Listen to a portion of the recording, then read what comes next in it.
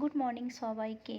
আর এর অনেক দিন ধরেই জ্বর, সে আমার জ্বর এসেছিল তখন থেকে ওর জ্বর, তো তারপরের থেকে ছাড়ছিল না। আজকে ডাক্তার দেখানোর ডেট ছিল, ডাক্তার অ্যাডমিট করতে বললো, তো আমরা এই জন্য অ্যাডমিট করে দিলাম। ওই ডাক্তারবাবুরই এই হাসপাতালটা নিজের, ওনার 2 ছেলে 2 বৌমা, আর ডক্টরবাবু নিজের।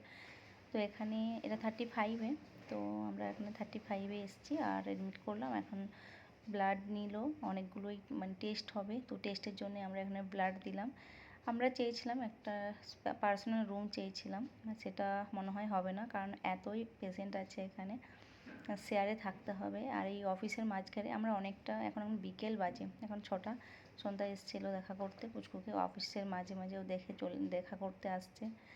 আর আমরা সবাই মিলে একসাথে মানে মজাও করছি, ঘরে ছিলাম, একটু বাইরে বেরিয়েছি। এখন বাজে রাত্রি ওই 12টা-1টার মতো বাজে, নিস্তব্ধ চারদিকে, আমার রুমের মধ্যে একদম ভালো লাগছে না, এই জন্যে আমি এখানে একটু জাস্ট বসেছিলাম।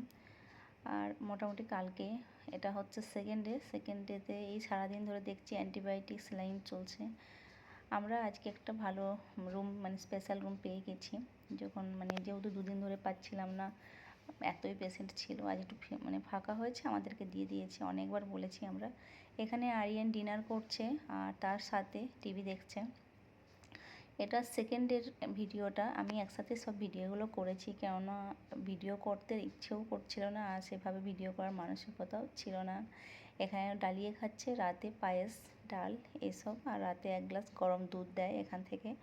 আর আমি বাড়ি থেকে একটু পরোটা এইসব বানিয়ে নিয়ে এসেছিলাম। মাঝখানে আমি বাড়িতে গিয়েছিলাম, তখন সন্ধ্যায় ছিল এখানে।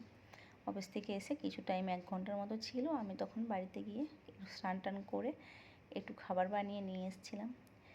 আর এই রুমটা আরিয়ানের ভীষণ পছন্দ হয়েছে, মানে একদম হোটেলের মতন সুন্দর।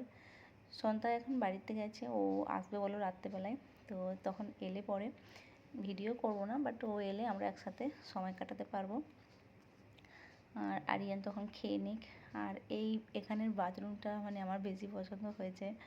আরিয়ান এসে যখন ওয়াশরুম গেছে, যেহেতু ওকে বারবারই বাথরুম যাচ্ছে, জলটা বেশি খেতে হচ্ছে। হ্যাঁ, তোমাদেরকে বলা হয়নি, যেটা হয়েছে এই দিল্লিতে একটা মানে বাতাসের মধ্যে একটা ইনফেকশান ছড়াচ্ছে ভাইরাল, তো সেটারই হচ্ছে ওর একটু ইনফেকশান হয়েছে। তো ইনফেকশানটা খুব একটা বড়ো নয়, কিন্তু আমরা যেহেতু মানে হাসপাতালে কেন ভর্তি করলাম, কেননা আমরা চাইছি যে পুজোর মধ্যে তাড়াতাড়ি একটু সুস্থ হয়ে যেতে। যেহেতু অনেকটা দিন হয়ে গেছে, প্রায় 20 দিন ওর জ্বর, মাঝখানে ছেড়ে গেছিলো, আবার আমরা যেহেতু স্কুল ক্রিকেট সব কিছুই ওকে কন্টিনিউ করিয়েছিলাম, তারপরে আবার দেখছি জ্বরটা কন্টিনিউ থাকছে। তো ডক্টরকে বললাম যে তাড়াতাড়ি ঠিক করে দিতে, তো ডক্টর ওই জন্য বললো যে ঠিক আছে তাহলে অ্যাডমিট করে দিন, 2-4 দিনের মধ্যে ঠিক হয়ে যাবে। তো সেই আশাতেই আমরা এখানে নিয়ে এসেছি, যে খুব তাড়াতাড়ি যাতে ও সুস্থ হয়ে যায়, আর আমরাও তারপরে ঘুরতে যেতে পারি, বা আমরা নিজেদের স্বাভাবিক লাইফে ফেরত যেতে পারি। কারণ এই 1 মাস চলছে আর ভালো লাগছে না, প্রথমে আমার জ্বর, তারপরে ওর।